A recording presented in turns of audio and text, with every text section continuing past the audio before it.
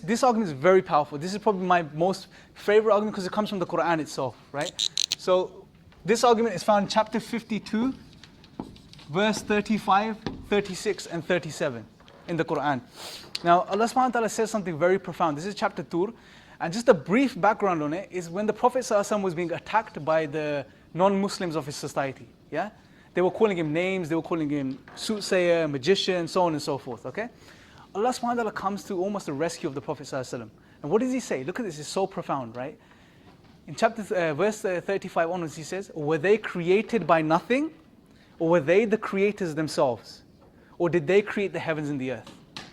3 points here. And this is so amazing. Well, if we just do tadabbur, reflect on these verses, it's absolutely amazing. This is more foolproof than the first argument I gave you. Now look at the mercy of Allah. One thing I want you guys to notice, because this is such an amazing thing, is that Allah is not just telling us He exists. He's giving us the rational, logical possibilities so we can go through them in our minds, break them down, right? And when we exhaust all the possibilities, then we conclude that He exists. I'll show you how it is in this verse. Now what's the first option that Allah is giving? Were they created by nothing, right? Let's look at this option. Now, can something come from nothing? Can someone give me an example of something coming from nothing? No, right? Out of nothing, nothing comes, right? Crude example, Brother Omar, here, take this, take care of it. Make sure you don't lose it, very expensive. What did I give you? What did I give him? Nothing. Nothing.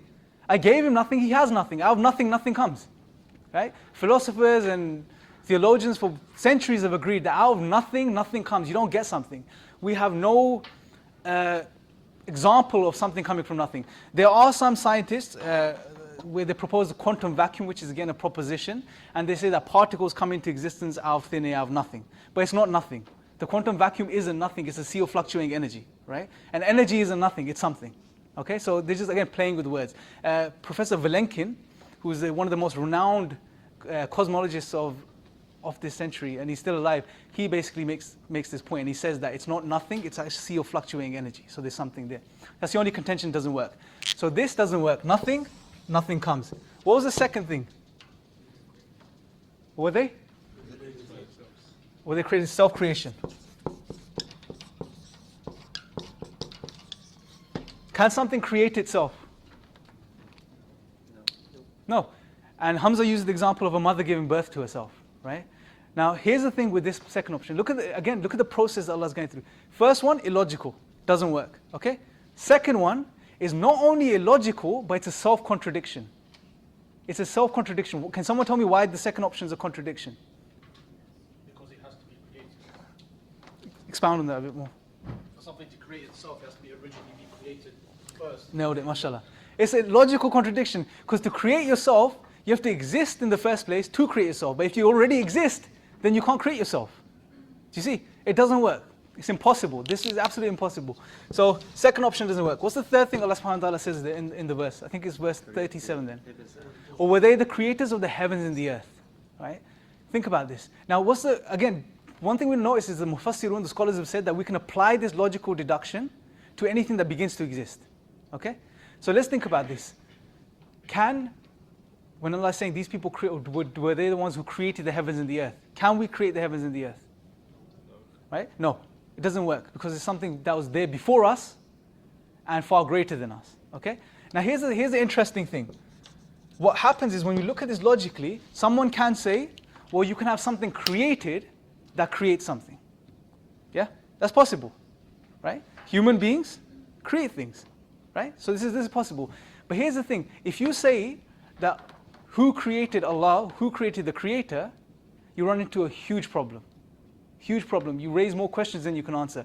Because then what stops you from saying who created the creator that created Allah? Right? And what stops you from saying who created the creator that created the creator that created the creator? Right? And you can go on for an infinite. Is everyone following me right now? Yeah? You go on for an infinite chain. But if this was the case, if there's a cause that caused the cause, that caused the cause, that caused the cause, that caused the cause, and it went on forever, we wouldn't have the universe in the first place. We wouldn't be here today going through this course. I'm going to give you an example as to why, because there's a problem of infinite regress. Now, say I wanted to get on the bus on the way home today, yeah? And I asked Salahuddin, I said, bro, give me £1. I need to go on the bus, yeah? he said, he was being generous today, right? And he said to me, I'll give you £1, Imran, but I need to borrow £1 of Omar. Okay? Omar said, Salahuddin, I'll give you £1, but I have to borrow £1 of this brother. This brother said, I'll give you £1, I have to borrow £1 of this brother. This brother said, I'll give you £1, I have to borrow £1 of this brother. If this went on forever, infinite, would I ever get on the bus? Would that event ever take place? No. So in the same way, if the universe had an infinite regress of causes, the universe wouldn't come into, that event would not take place.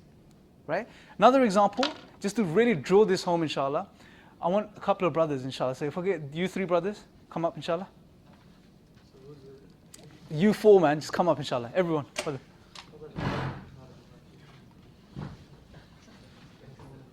I want you to really pay attention to this point because atheists make this argument a lot. This is the most common argument that atheists make.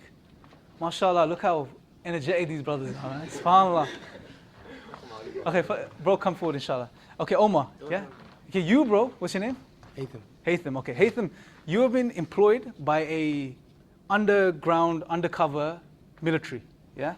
Your job, you're a sniper, okay? No. Your job, you're happy, yeah? MashaAllah. Okay. Your job is to shoot Omar, No. okay? He doesn't know that you're hiding in some building, okay? No. Now, here's your gun. Tafadhal. Point it at Omar, No. lock onto your target. Yeah. Tell me when you're done. Inshallah. You're already done? Ready. MashaAllah, man. Because he's made for the job, MashaAllah. Okay. Now, stand in a line behind him, inshallah. Yeah? Can we get a few more brothers to stand behind the brother there? Can we get like 3 more brothers, inshallah? Those brothers hiding there, mashallah. Come on, bro. Come on, bro. 2 minutes, bro. Come on, inshallah. Bro, can you two come as well, inshallah? Can you stand behind these brothers? You keep locked on, bro. You can't put your gun down, man. You're not doing your job, man. SubhanAllah. Okay. You're ready, yeah? Okay. He doesn't know you're there. Okay? The event in this scenario is that this brother is going to shoot Omar. That's the event that's going to take place. Okay? But for you to shoot him, you have to have permission of him. So ask permission of him. Can I shoot the guy? Yeah, go ahead. No, yeah. Okay, if this was the case, okay, that's fantastic. Okay, can you see what just happened? He gave permission, right? So that means the guys behind him are irrelevant. Get rid of him. That's the first cause. Yeah? That's the first cause. But that's not the case. In the example, you're going to ask permission from the guy behind you. Ask permission. No, you don't suggest anything. You ask permission, bro. They're all your seniors. Well, I need to ask him first. Go on, then. Can you shoot? Yeah, yes. Bro, you need to keep you're throwing your hat out, bro. You gotta keep. Okay, can you see what's gonna happen, right? If there's an infinite line of brothers or sergeants, yeah, infinite line through this wall, around the earth, infinite, yeah. Would he ever pull the trigger and shoot him? No, but I mean, if he's gonna wait for the permission and it goes on forever, it's not gonna happen. Do you see? So if there's an infinite regress, the event won't take place. Jazakallah khair, bros. Stand, inshallah.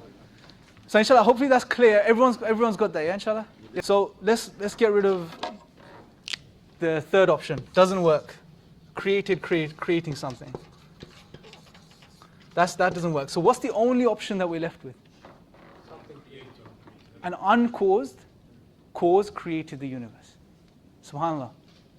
And that's what we believe Allah subhanahu wa ta'ala is. He's the uncaused cause, He's eternal, He's absolute. In Surah Ikhlas, Allah tells us, قُلْ هُوَ اللَّهُ أَحَدٌ اللَّهُ الصَّمَدُ لَمْ يَلِدْ وَلَمْ يُولَدْ وَلَمْ يَكُنْ لَهُ كُفُوًا أَحَدٌ. That's it. That's how simple it is. Again, there's no way around it. When you're giving da'wah to someone, the way I would do this is I would go through each option. I will share the verse with them because you want to show how profound the Quran is. Yeah?